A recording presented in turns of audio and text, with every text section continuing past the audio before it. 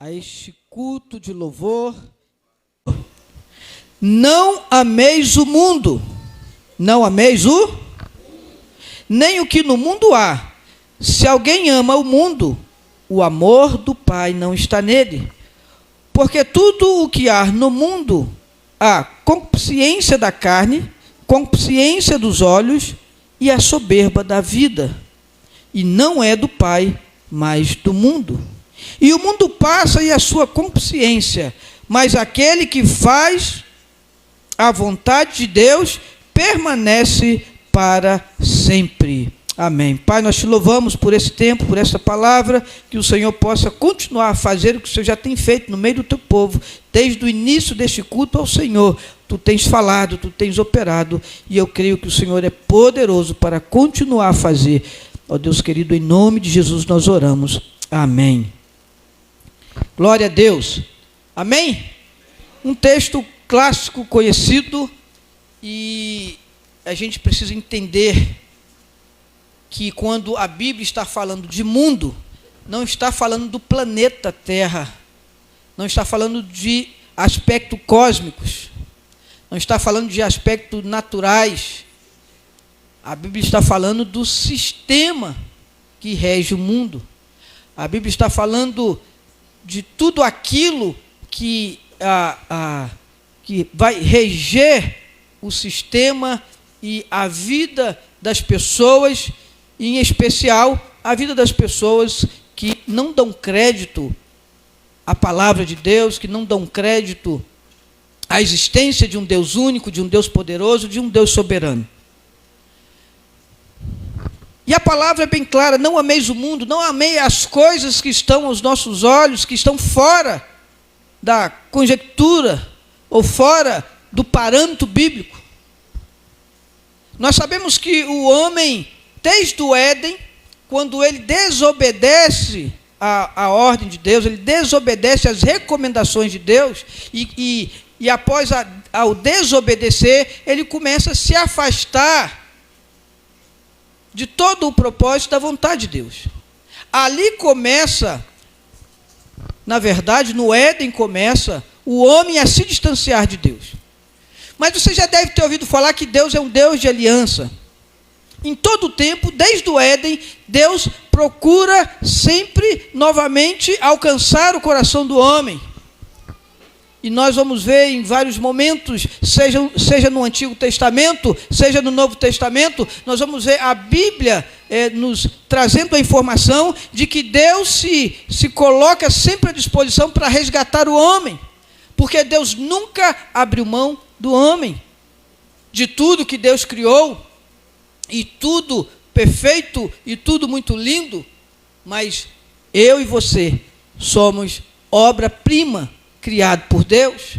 De tudo que Deus fez, de toda a criação de Deus, por mais que você olhe para as constelações, por mais que você olhe para a lua e a lua cheia, né, encanta os olhares apaixonados e leva os corações a criarem até poesias, né?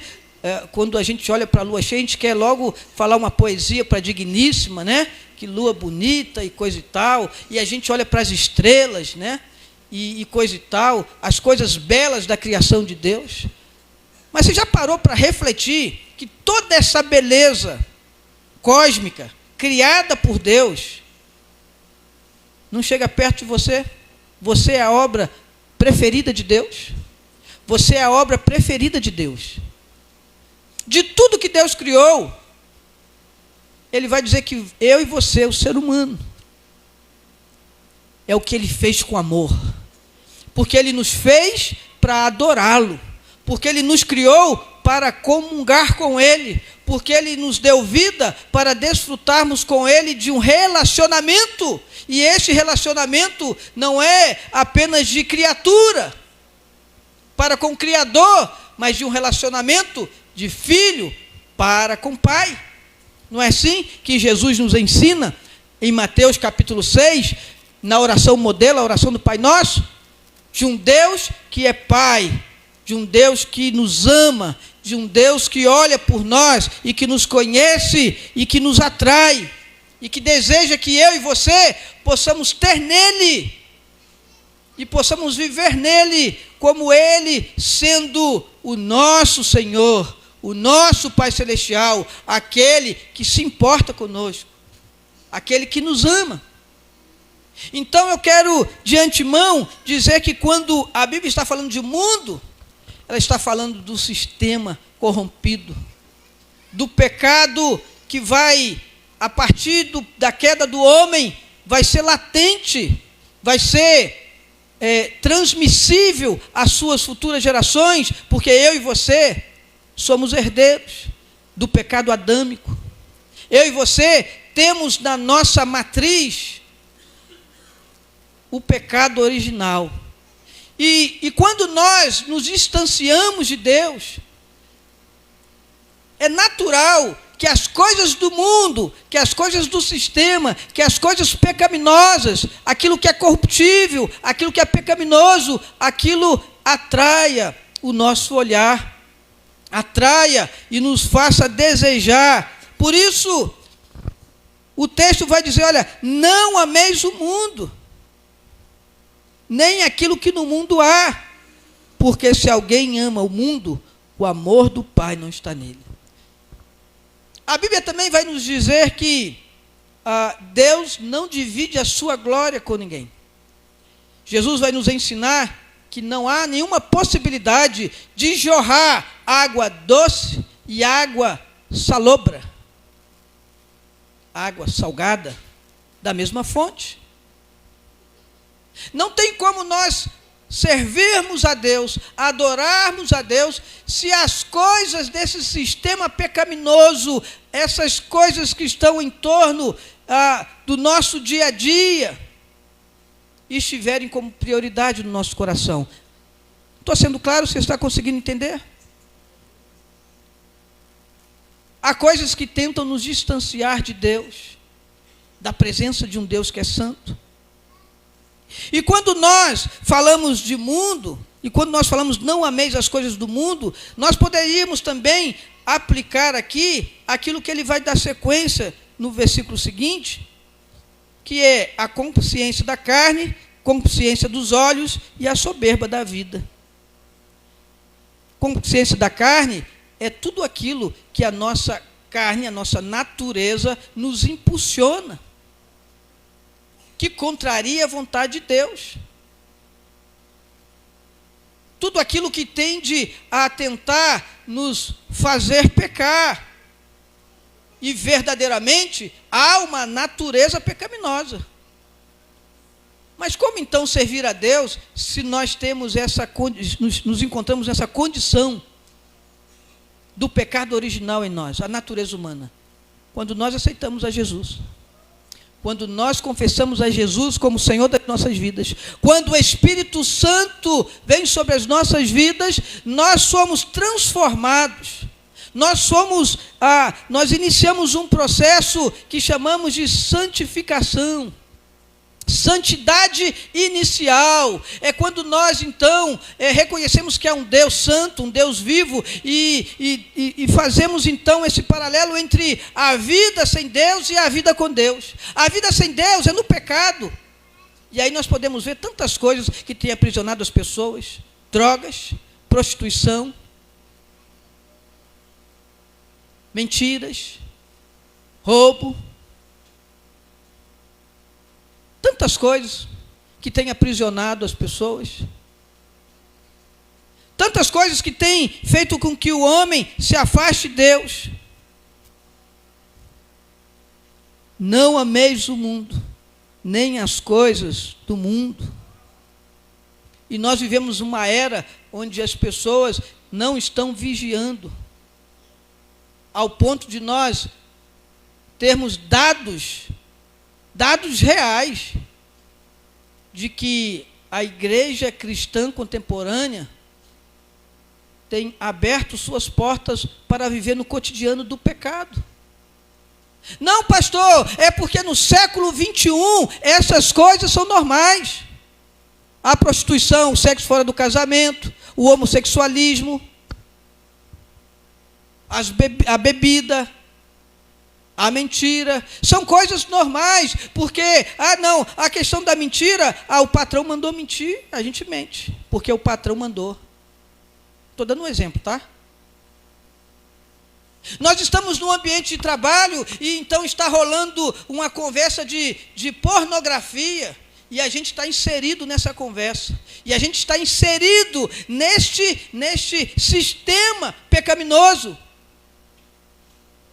Não pode jorrar da mesma fonte água doce e água salgada. Eu vou ser breve.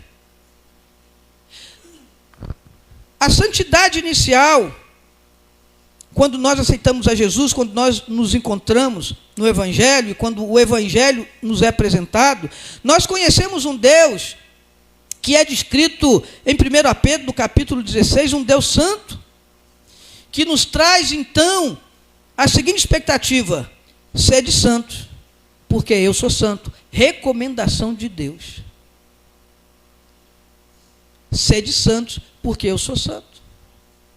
Quando nós vamos sentar à mesa, em 1 Coríntios, capítulo 11, se não me engano, a Bíblia vai dizer: o homem deve examinar a si mesmo.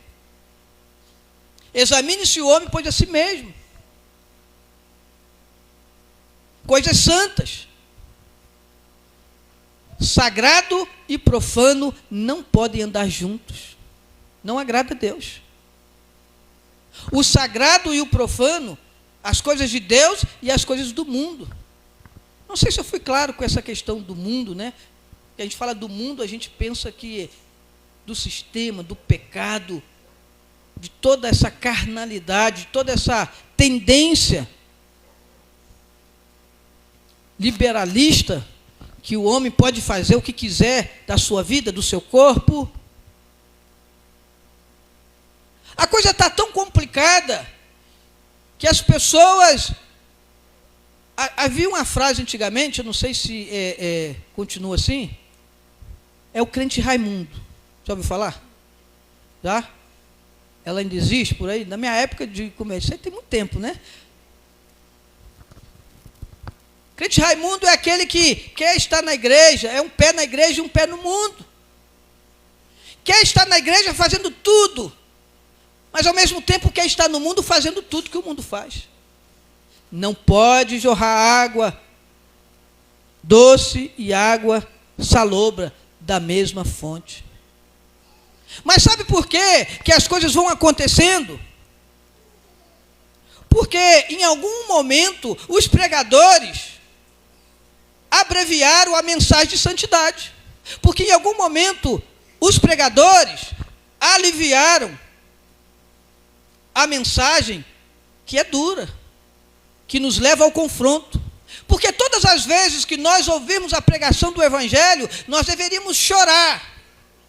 Porque o Evangelho, ele deve nos confrontar a nossa vida. Sabe o que seria mais natural e o que seria de grande valia? Se o meu caráter, se a minha postura como homem ou como mulher, cada um de nós, se o meu caráter pudesse impactar a vida de outras pessoas, sem eu precisar abrir a boca para pregar o Evangelho de forma falada. Porque você pode pregar o Evangelho de forma prática com o seu testemunho de vida. E o testemunho de vida, ele é tão poderoso, e a mensagem pregada através do seu caráter, da sua postura, da sua vida é tão poderoso quanto a mensagem que você pode pregar falada. Porque o que importa não é quantas palavras bonitas você está falando, mas é o quanto você está vivendo do Evangelho. É vivendo o Evangelho, é vivendo a palavra. Mas nós não podemos negociar e não podemos permitir que o sagrado e o profano dê as mãos e andem juntos, porque isso contraria a palavra de Deus. Não ameis o mundo. Não ameis o mundo, nem o que no mundo há. Se alguém ama o mundo, o amor do Pai não está nele. Porque tudo que há no mundo, a consciência da carne, consciência dos olhos, soberba da vida, não é do Pai, mas do mundo. Mas o mundo passa, a consciência e a sua consciência, mas aquele que faz a vontade de Deus permanece para sempre. Vale a pena fazer a vontade de Deus, porque aquele que faz a vontade de Deus tem a eternidade garantida. Aquele que faz a vontade de Deus tem a eternidade garantida. Esse é o diferencial. Então, não devemos abreviar e não devemos cortar parte do Evangelho, mesmo que ele possa doer. Porque a palavra de Deus, como diz Hebreus 4:12, ela é espada de dois gumes. Ela corta, e ela corta bonito. E eu imagino que quando nós nos deparamos com essa espada desembainhada, ela precisa nos trazer temor. Porque se você não tem temor, se você está infiltrando a sua vida, deixando-se infiltrar em tudo aquilo que é profano, e ao mesmo tempo que está naquilo que é sagrado, eu quero dizer para você que este é o grande risco da cauterização. É quando nós estamos mortos espiritualmente. É quando nós já não temos sensibilidade espiritual. É quando nós estamos inteiramente preocupados apenas na nossa questão religiosa. Apocalipse, capítulo 22.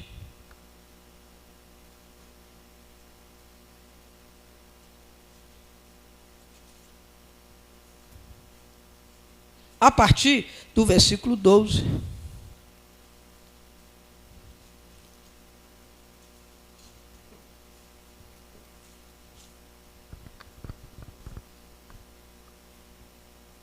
Apocalipse capítulo 22, a partir do versículo 12.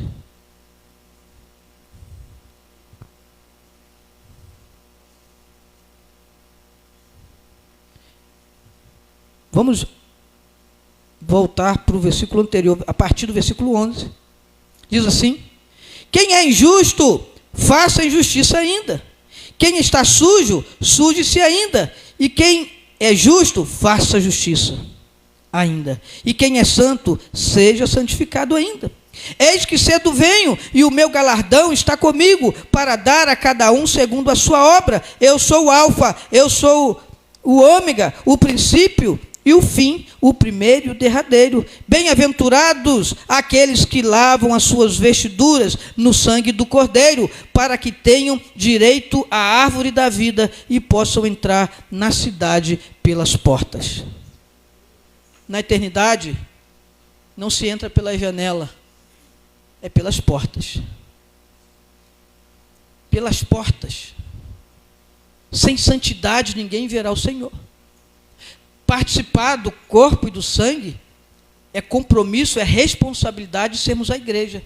E a igreja ela é reconhecida como sendo uma igreja lavada e remida no sangue de Jesus. Esta é a palavra que o Espírito Santo nos dá essa noite. Não misture o que é sagrado com o profano. Tem mentira na sua vida? Tem coisas erradas na sua vida? Examine-se o homem a si mesmo. Examine o homem a si mesmo. Qual é a sua visão de eternidade? 1 João capítulo 3, 8 e 9. Quem é nascido de Deus não vive na prática do pecado. Pastor, você poderia falar aí do fogo do Espírito, para a gente pular, para a gente dançar, para a gente... Se você acha que essa palavra, ela é a mesma palavra, deixa eu te dizer, ela é a palavra de Deus que não volta vazia. Ela é a palavra, é a espada de dois gumes. Ela é a palavra que corta para um lado e para o outro. Ela é a palavra que discerne. Ela é a palavra que vai no coração do homem. Diante dos olhos de Deus não há nada encoberto. Provérbios: aos olhos do Senhor não há nada encoberto. O seu pecado, o meu pecado não estão encobertos diante dos olhos do Senhor. Mas examine o homem a si mesmo. Examine o homem a si mesmo.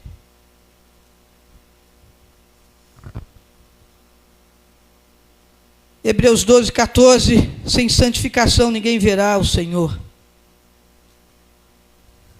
A Bíblia diz, então, que não tem como ver a Deus sem santificação. Mas o que é santificação? O que é ter uma vida santificada? Em primeiro lugar, aprenda uma coisa: a Bíblia é a base para a santificação. A Bíblia é o direcionamento para a nossa vida não ser contaminada pelo pecado.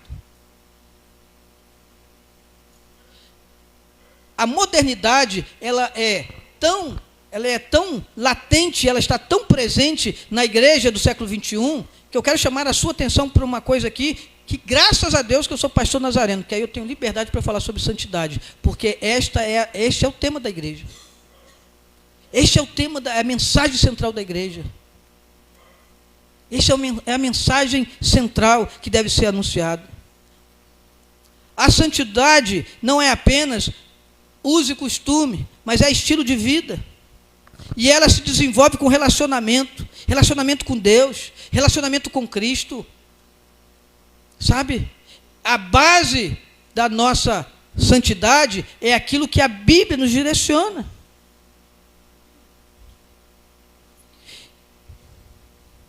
A vida no pecado nos afastará de Deus, ou a comunhão com Deus nos afastará do pecado. John Wesley pregava essa mensagem. A vida no pecado nos afastará de Deus, ou a comunhão com Deus nos afastará do pecado. Uma das mensagens centrais de John Wesley. Por isso eles viveram, no final do século XVII, um grande avivamento. Por isso a igreja foi impactada. Por isso a igreja viveu algo explosivo, porque eles entenderam que não dava para misturar profano com sagrado.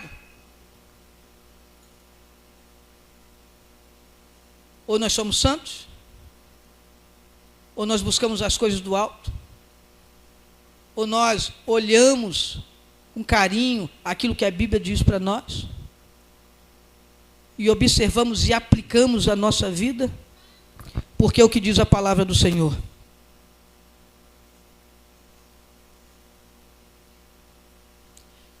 Apocalipse capítulo 22,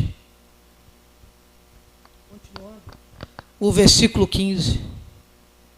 Porque ficarão de fora os cães, os feiticeiros que prostituem, os mentirosos, homicídios, idólatras e qualquer que ama e comete mentira. Eu, Jesus, enviei o meu anjo para vos testificar estas coisas nas igrejas. Eu sou a raiz e a geração de Davi, a resplandecente estrela da manhã. Sabe quem disse isso? Sabe quem revelou diretamente para João? O próprio Jesus. Sabe, o próprio Jesus. Vamos participar da mesa com o Senhor. E eu já estou concluindo. Vamos participar da mesa com o Senhor. Mas eu quero dizer para você que desse altar, você já deve ter ouvido por diversas vezes, que não se mistura o sagrado com o profano.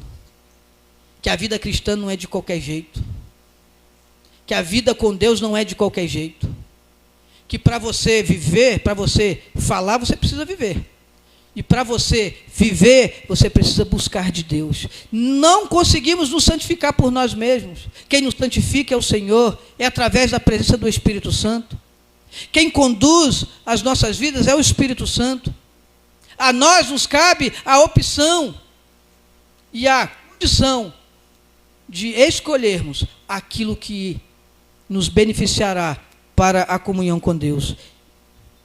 E retirar da nossa vida aquilo que simplesmente nos leva ao pecado. Os fariseus viviam e declaravam uma santidade externa, mas estavam cheios de impurezas. Eles eram observadores da lei à luz dos olhos dos homens, mas transgressores dela aos olhos de Deus. Mateus capítulo 23, versículo 27. Jesus vai chamar eles de sepulcros caiados.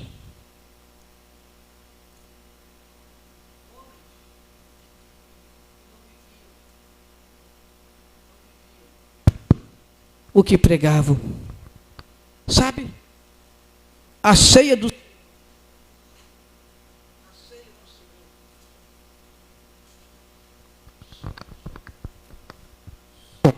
Alô, som.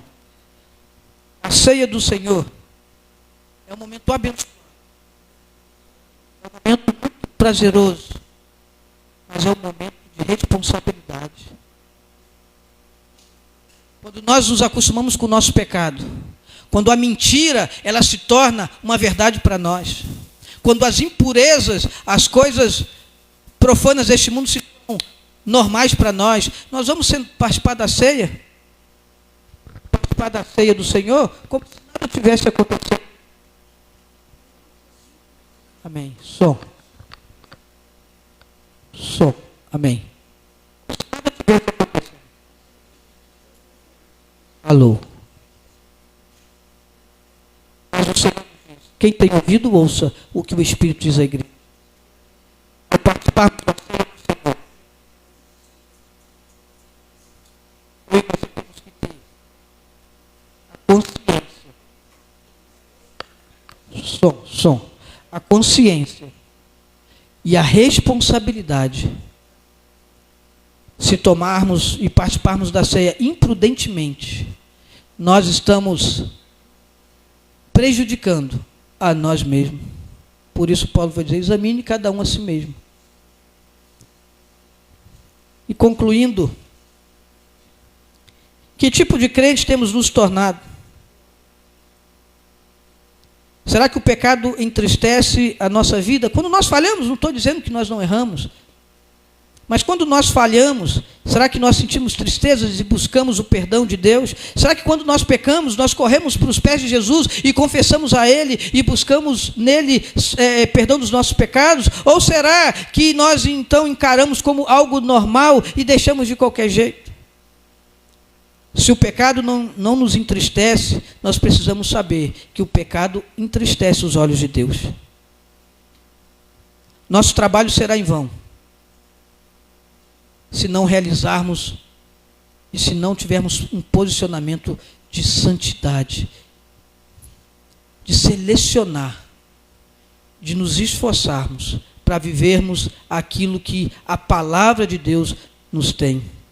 A força de uma igreja não está na sua beleza do seu templo, ou na quantidade dos seus membros, ou na beleza da sua instrumentalidade fisicamente, da sua musicalidade, mas a grande questão, que a força de uma igreja está na sua vida de santidade.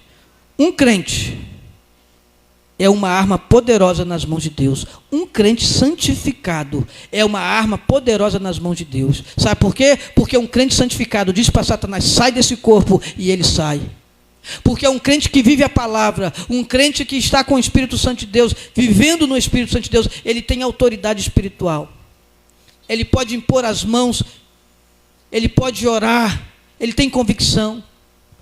Então, um crente santo é uma arma poderosa nas mãos de Deus. Por isso João Wesley vai dizer, me dê 100 homens que amam a sua palavra, homens santos, que temem ao Senhor, e nós ganharemos o mundo. A nossa condição de evangélicos é uma, mas a nossa condição de crentes é que sem santidade ninguém verá Deus. Feche teus olhos, em nome de Jesus.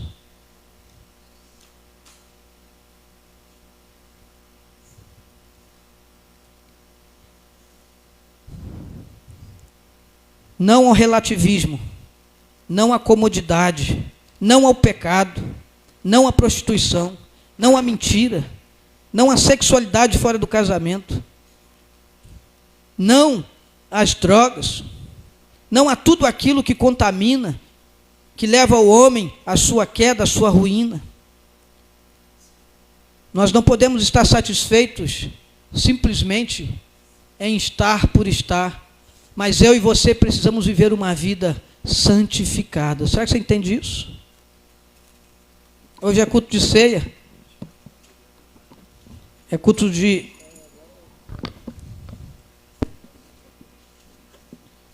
reflexão, e é o dia da Bíblia. Será que a Bíblia tem sido referencial para as nossas vidas? Será que os nossos amigos estão nos influenciando mais do que a palavra de Deus nos influencia? Sabe? Às vezes nós estamos prestando mais atenção nos nossos amigos que estão nos influenciando para o pecado do que na palavra de Deus que nos diz e nos chama a atenção para uma vida santa.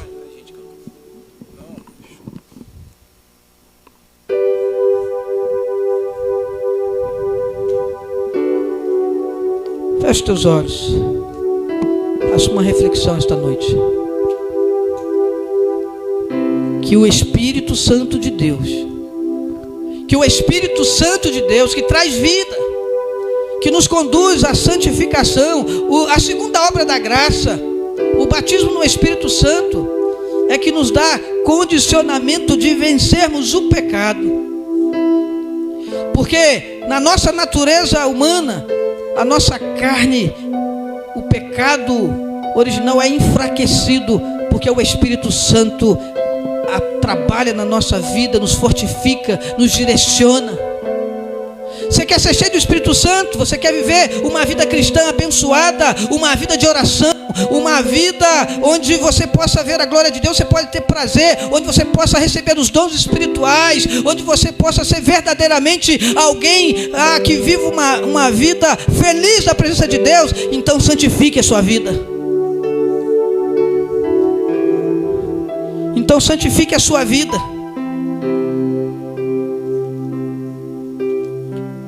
Porque é assim que Deus trabalha.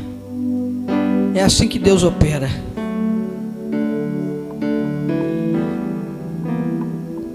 Israel,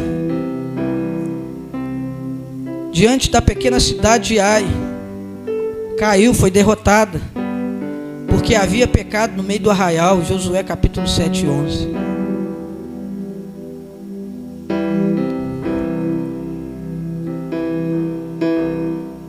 Mas aí, Deus faz um chamamento para o povo: santificais hoje, porque amanhã farei maravilha no meio de vós. Você quer ver as maravilhas de Deus na sua vida? Santificai-vos hoje. Santificai-vos hoje. Pastor, fala claramente. Vença a tua vontade. Vença os desejos.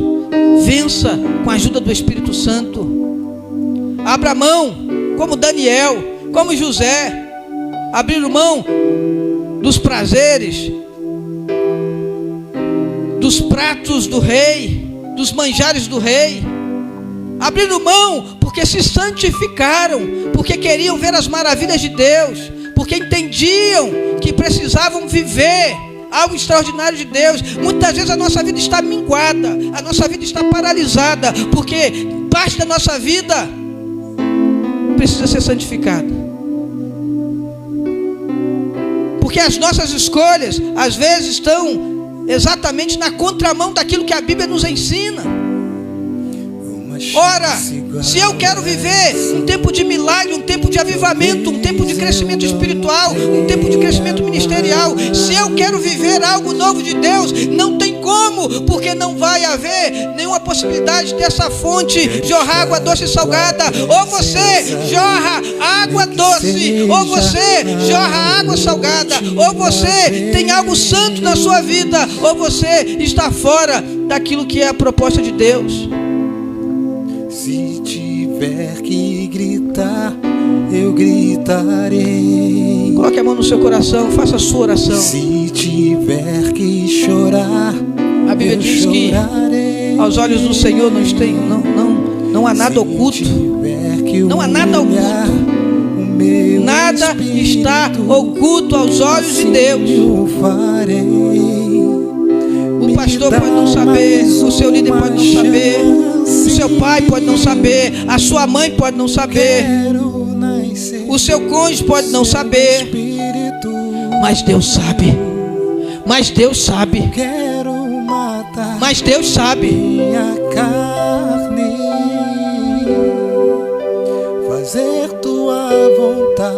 Mas Deus sabe. Quem tem ouvido, ouça o que o Espírito diz à igreja.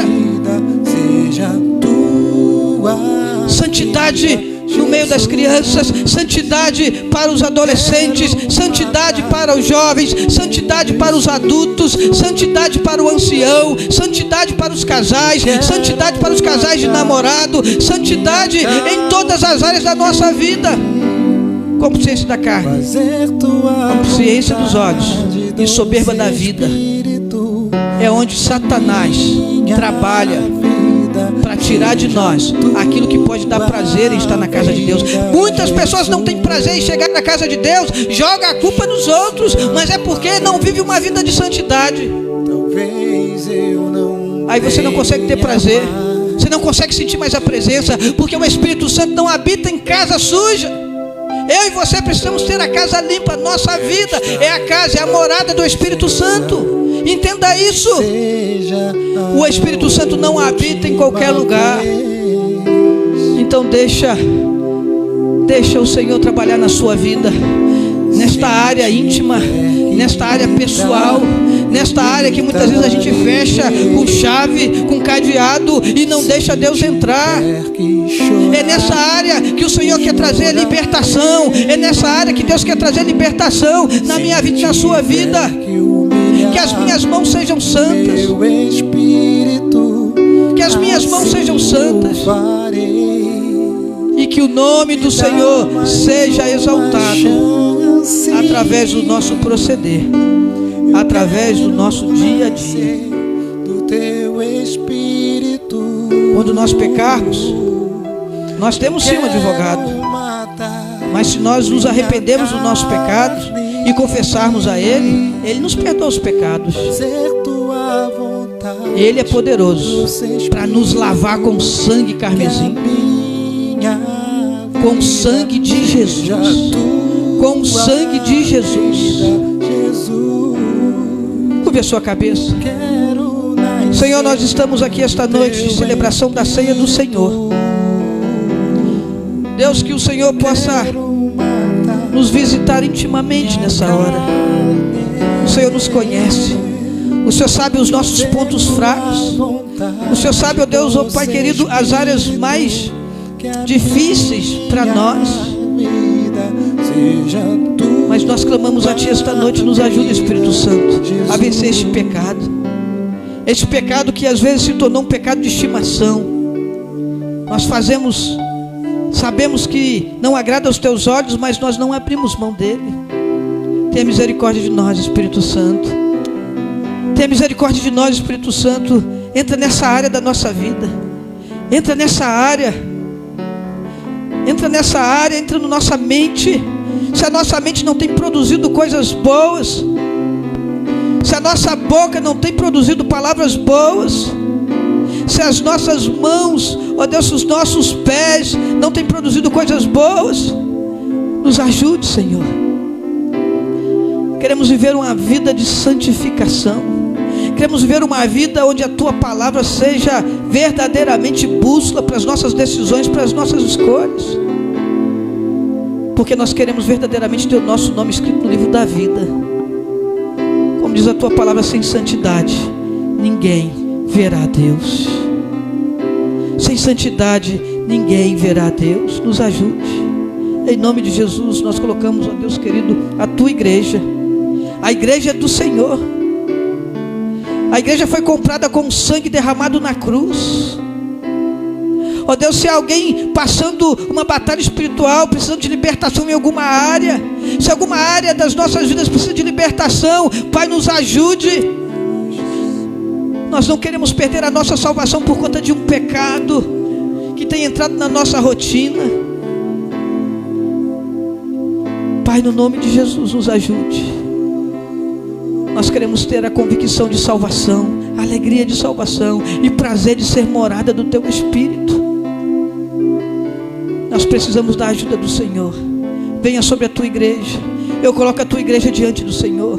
Eu coloco as crianças, os adolescentes, os jovens, os adultos, o ancião desta casa. Espírito Santo, nos ajude.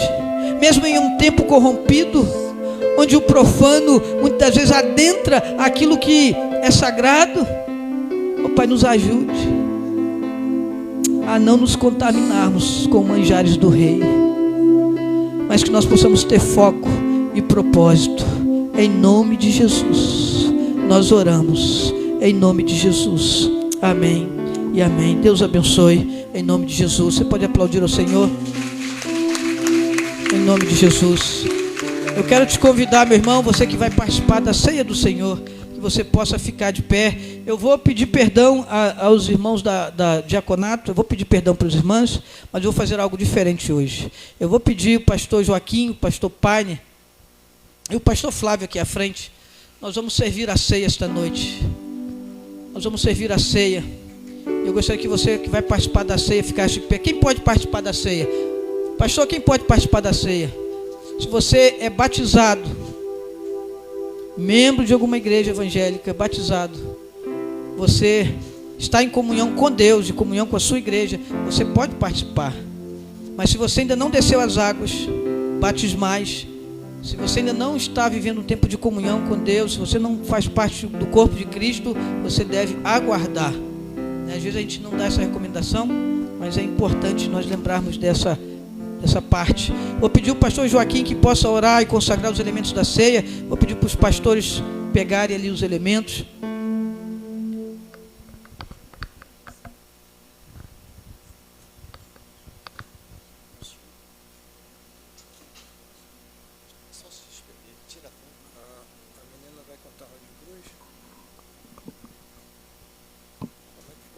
Maravilhoso e eterno Deus, estenda suas mãos aqui para frente. Maravilhoso e eterno Deus, aqui está esse elemento, Pai querido,